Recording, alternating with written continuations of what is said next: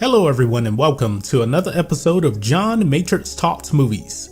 If this is your first time visiting the channel, please hit subscribe to catch future videos from me.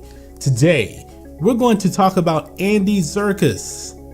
You know him from Star Wars The Force Awakens and Star Wars The Last Jedi. He portrayed Supreme Leader Snoke, and he has spoken out on the death of his character that he portrayed in those two movies. Now, Andy Serkis, he had an interview and he actually called it so cruel the way his character was killed. Andy Serkis said he's disposed of so early on in his career. Now, we don't actually know how old Supreme Leader Snoke is. Well, was, I should say, since he's dead now. But we can say this: Supreme Leader Snoke was killed off way too early in this trilogy. Two things here. First off, he was barely in The Force Awakens, and he was killed off relatively fast in The Last Jedi. So, two movies, he was probably in a total of, 5 scenes total through 2 movies. Yeah, that character was pretty wasted, just the way they wasted Captain Phasma. Now, the reason why Andy Serkis actually probably said that it was cruel, if you look at his last 3 movies, his character has been killed off in all 3 movies. War of the Planet of the Apes, great movie by the way, you gotta watch it. He died at the end of that movie. Black Panther, he played Ulysses Claw. He got killed off early in that movie too. I actually thought he was going to be the main villain in that movie. Nope. It was Killmonger, and Andy Serkis was killed off relatively fast. And of course, The Last Jedi, he was killed off again. So maybe Andy Serkis is thinking, what do I have to do to live through an entire movie? But seriously though, I think the character of Supreme Leader Snoke, he had potential. Now, if you remember, Andy Serkis actually said that the Supreme Leader was more powerful than Emperor Palpatine. That was saying a lot, because once you actually, this was actually right before The Last Jedi. If you actually watch The Last Jedi, Supreme Leader Snoke is not Palpatine. He is not more powerful than Palpatine. He really didn't do anything that we didn't see Palpatine do. One thing, Palpatine used Force Lightning. Supreme Leader Snoke did the same thing. He tortured Rey. Palpatine did that.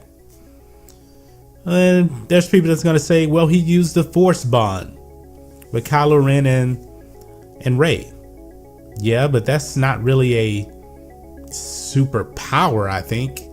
Actually, I think it was pretty stupid. And I think a lot of people actually do think it was stupid, because that really kind of started the whole Reylo thing.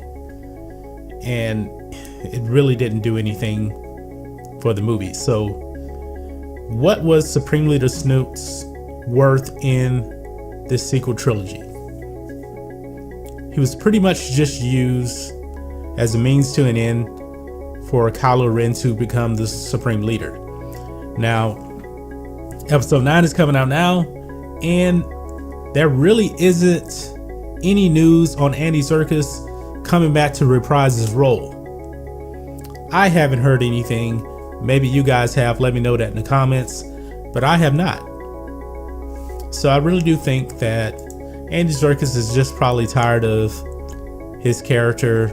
His character's dying off, and Supreme Leader Snoke was just so wasted. The guy looked really, really cool, and you're wondering, where was this guy during the original trilogy? Because you know that he's around. He's somewhere in the background. He has a backstory. Yet, we're not told of anything. He was just there. He started the First Order, and we think that he was going to be running the galaxy. Not the case.